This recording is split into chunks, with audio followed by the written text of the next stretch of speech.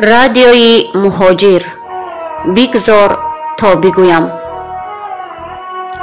ассалому алайкум шунавандагони арҷманди радиои муҳоҷир ва тамоми муҳоҷирони тоҷик. ба таваҷҷӯҳатон пахши мустақими барномаи телефони боварӣ бо матлуба Салимзода.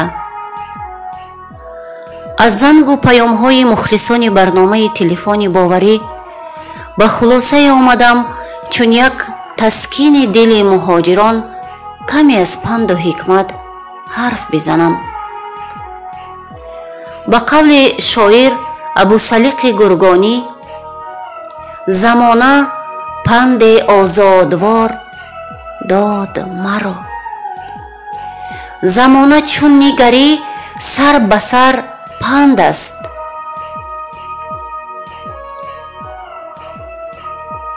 худованд баҳри ҳар коре сабабе ва баҳри ҳар сабабе ҳикмате ва баҳри ҳар ҳикмате донише ва баҳри ҳар донише дарвозаи гӯёе қарор додааст. имрӯзҳо бо сабаби ба мо маълум пандемия аз коронавируси навъи COVID-19 дар тамоми гӯшаву канори ҷаҳон одамонро яъсу ноумедиҳо фаро гирифтааст. инак охирин маълумотҳои коронавирус дар саросари ҷаҳон аз сомонаи медуза. одамони беморшуда дар ҷаҳон 2,566,279 нафар. теъдоди қурбониён 177,040 нафар. 680,366 нафар шифо ёфтаанд. ҳамватанони азиз, шумораи шифоёфтагон аз фавтидагон 3 маротиба зиёд аст. аз ин хотир рӯҳафтода нашавед. аз забони шоира Зебунисо: наумед набояд шудан аз гардиши айём, ҳар шом ки ояд зипаи он саҳаре ҳаст. радиои муҳоҷир нисбати мушкилиҳои имрӯзаи шумо азизон ҳамватанони мулки ғариб бетафовут нест.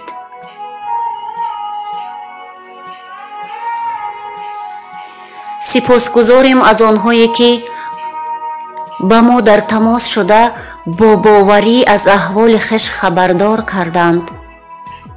бо хоҳишу дархости шумо паёму сабтҳои шуморо дар ин барнома пешниҳод намекунам ва ин чанд дақиқаи рӯи мавҷи радиои муҳоҷир танҳо ба хотири шумост, ҳамватанони гиромӣ. ба мушкилиҳо нигоҳ накарда ҳамватанони мо дар сомонаву расонаҳо санги маломат сӯи якдигар мезананд, ки дар ин лаҳзаҳои бисёр ҳам мушкил аз одоби ахлоқ берун аст. барои мисол, дар яке аз сомонаҳои иҷтимоӣ навори муҳоҷирони тоҷикӣ аз роҳбарони давлат хоҳиши роҳи ҳалли бозгашти ватанро кардаанд. ба сӯи ин муҳоҷирони ниёзманд чӣ шӯру чӣ ғавғост.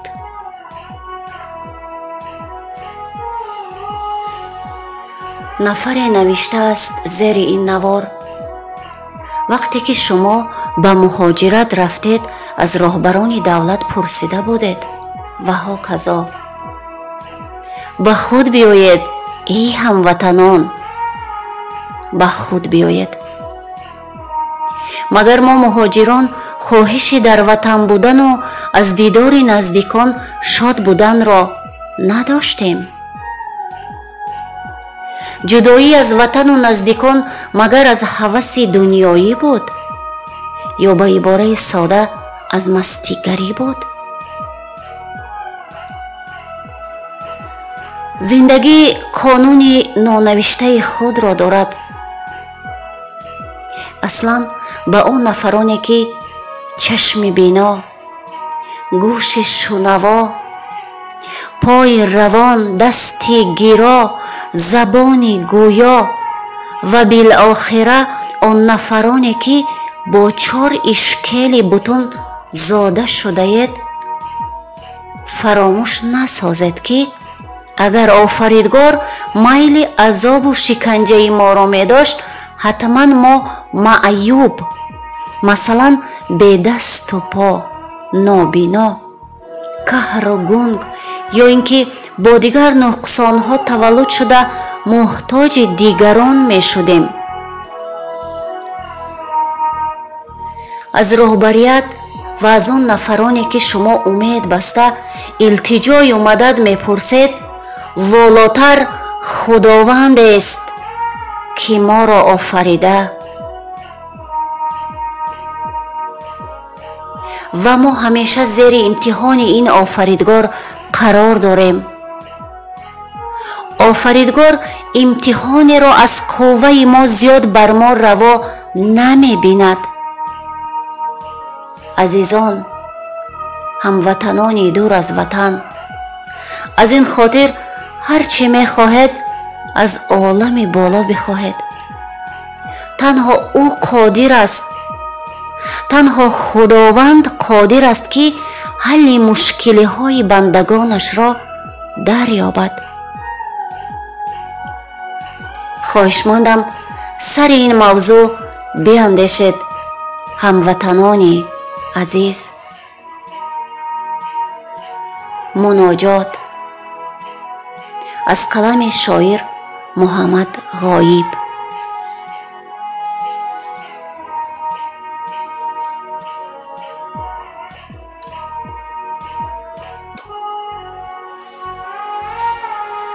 ё раб, гунаҳу айби зиёд аст маро. ё раб, гунаҳу айби зиёд аст маро. ҳар як амали карда ба ёд аст маро. ғамхор туи, ғамхор туи, гарон маро бори ғам аст. ту додраси, пеши ту дод аст маро.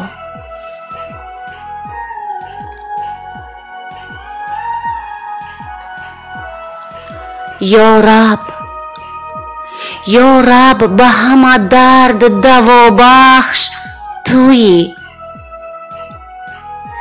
бар ҳастии дамгир ҳавобахш туи.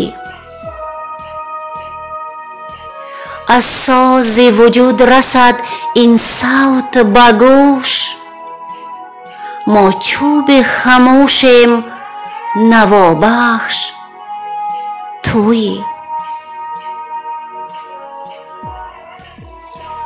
азизон, ҳамватанон, биёед дуогӯю хайрхоҳи якдигар бошем. биёед ҳампаймону парастори якдигар бошем.